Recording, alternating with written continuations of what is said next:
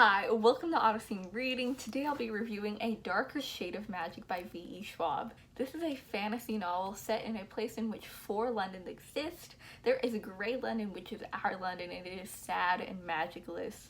There is a Red London, which is thriving and filled with all things magical. There is a White London, which is quite a corrupt place, and the magic is slowly draining from this world.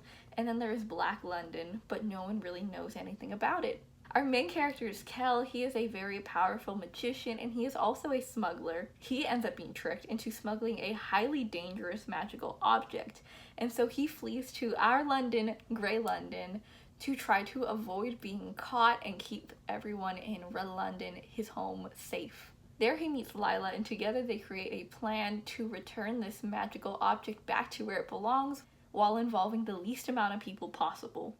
So let's talk about the setting of this book.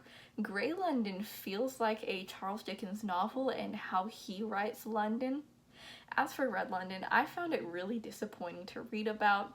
Even though we spend a large chunk of the book there, the author doesn't really world build there, and everything she does describe about this world feels like a very generic fantasy world. White London is definitely the most interesting to read about because the author world builds the most here and describes how White London went from being a once very prosperous place to slowly declining and becoming a place in which everyone is just fighting to try to stay alive.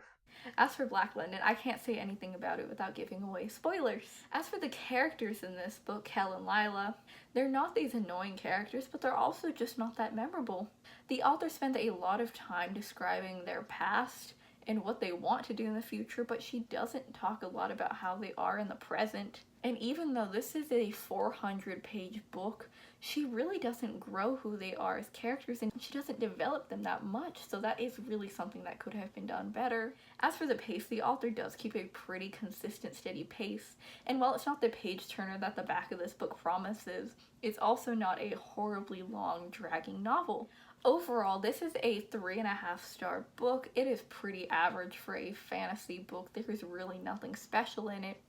And while I did list a lot of issues I had with this book, I don't think the author is horrible at writing, and I really think she will improve her writing in the sequel, and I do hope that she develops and builds upon her characters and world more.